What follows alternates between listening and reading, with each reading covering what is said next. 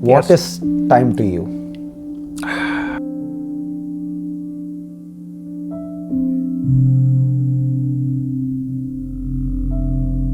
We all have to begin somewhere. Yeah, you're right. We all have to begin somewhere. One of the best experience in my life, restoring old things. If I hang around much longer, I'll be among the very old things. A little pause for Grandfather Clock to introduce himself. PG-13. At least for the first video. Yeah. We'll get down and dirty, but hang in there with us. Okay, that's exciting. I want to ask about procrastination, about being late. These are the things I'm dealing with too.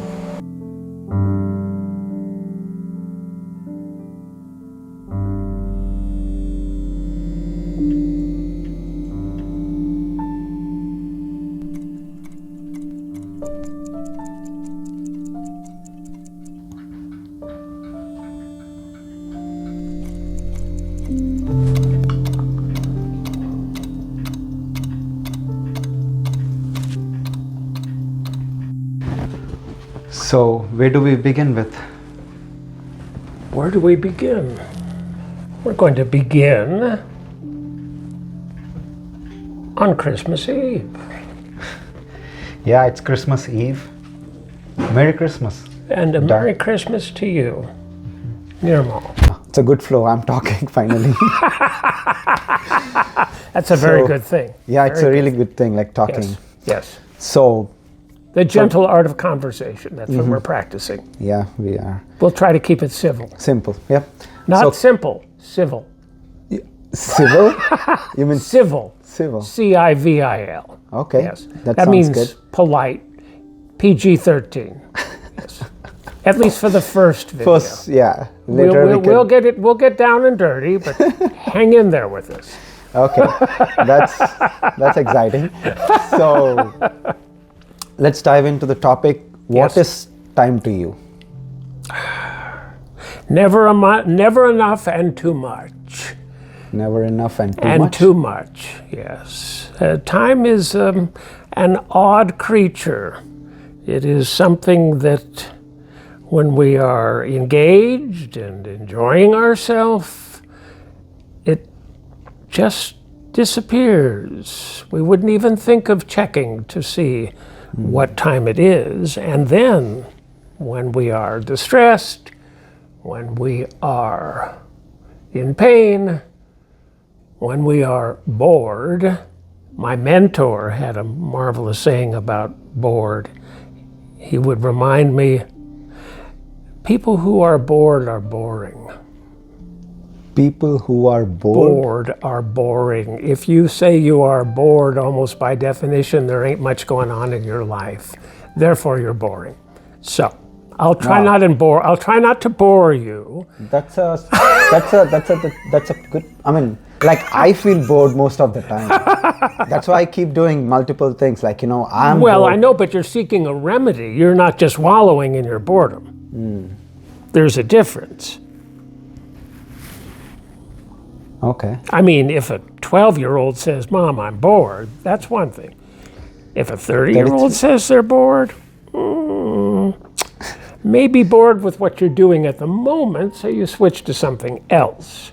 But as a state of mind that continues for hours or days, no. There's too much going on here.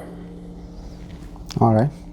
And maybe in an era where anything and everything that is entertaining is immediately available, you can quickly get to the place of becoming saturated and bored. It's possible. You're right. That's what I'm noticing around. Like people are bored. They need short content. Yes, Everything. and it better happen quickly. Yeah. God pity the elementary school teachers. Life is not that exciting every moment. Yeah. So we're going to try to break it down into hours, minutes, and seconds. And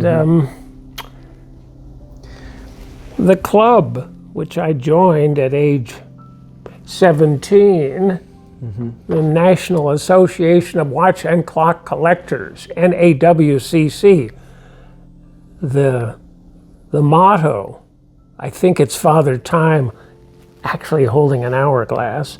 The motto is Tempus Fugit, meaning in Latin, time flies.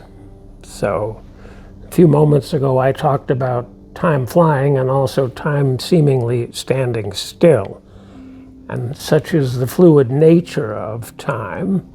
When we delve into the practice of horology, there's a sweet word, Horology, and that is the study of all things related to timekeeping, then we begin to understand that your relationships, it is about one wheel meshing with another. And the more complicated the machine, the more the interrelationships exist. And it was that study, immersion, beginning my end of my junior year in high school, that took me on the unusual path that brings me lo all this many years later to where I sit and share with Arcot and with you. Yes. We should begin with, I already disclosed my age, and usually your name comes before your age, but it's Douglas Tomsky, Tomsky. And I was born 1952 in San Mateo, a suburb of San Francisco, actually just about as far from the big city as where Nirmal and I stand is from Chicago. Chicago. Yes. The first question that comes up is one I should have asked 3 years ago. They say there's no such thing as stupid questions. I tend to agree. But I never asked, is it Arcot or is it Nirmal? And really, if you're going to embrace someone from a very different culture, it sort of behooves you to understand which name comes first. So You call me Arcot. That's my last name and also a surname. In India we have surnames. It's Arcot is my surname and Nirmal is my first name. That's my name, Nirmal Arcot or Arcot Nirmal. why don't we take a look at the globe and see where we both began? Okay, I can point you where I came from. Marvelous.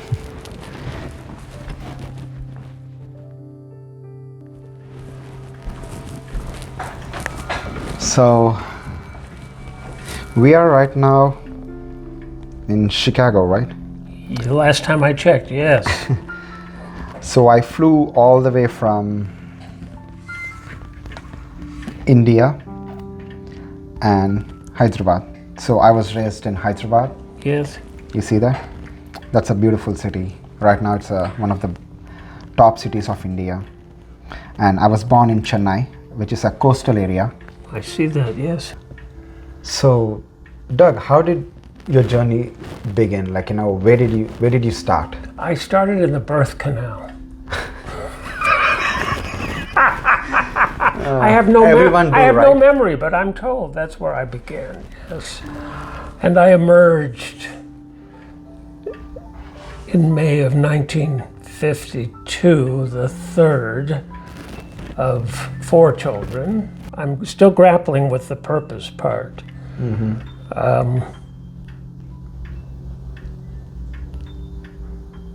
And there is no doubt that clocks, timekeepers, have been played a major role in that journey. And I suppose, though I wouldn't use the word passion, it began when I was 17. 17. 17. That's really young age, and you realized your passion. When Well, you're 17. I turned around babysitting the booth of the antiques dealer at the San Mateo County Fair, and behind me was the clock that has now followed my journey. Even this clock? That clock that, I can't explain it, spoke to me. And I came home that evening, and over dinner at our chrome and formica dinette table, along with my two brothers and sister, I announced that I had seen a clock at the antique show and that I was going to buy it. Yes. So what did your father say? And my father, rather incredulously, looked at me and said, "You're what?" And I said, "It's an antique clock, a wall clock, and I'm going to buy it." And he then asked, "How much is it?" And I said, around $160. And he said, "No, you're not going to be buying that clock." And I said, "Yes, I'm going to take all the money that I have saved up, all the money I hopefully will be able to earn at the show, and I'm going to buy it." Wow. So this clock has made every move with the family first, and then after 2 moves from San Francisco Bay Area to Los Angeles to the Chicago suburbs, I stayed and my parents moved on. And so it has been with me all these, my God, 57 years. 57 years. 57 years, it seems impossible, but here it is. And indeed, I believe over 57 years I may have cleaned and lubricated this clock 3 times. So quite a testimonial to Austrian engineering and lasting value. I guess if we amortized that $162 over 57 years, it's been quite an inexpensive clock. Right now, it is inexpensive. Very inexpensive. So speaking about passion, Yes. like you have a physical object which reminds you of where did you begin in your journey. Yes. And it really motivates me, and I also want to say where did I begin and what's my journey from India to United States. So can we sit? Yeah. This might sound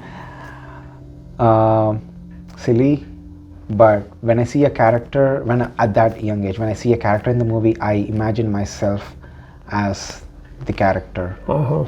And It was part of that desire to escape the life you were leading, or no? to me, to see and explore, the bridge lifts up and I drive with a crazy speed and I jump from one bridge end to the another. I'm saying this because that's the fun thing to me. Since we're time travelers, would you please place this in time? Are we around 2018, or where?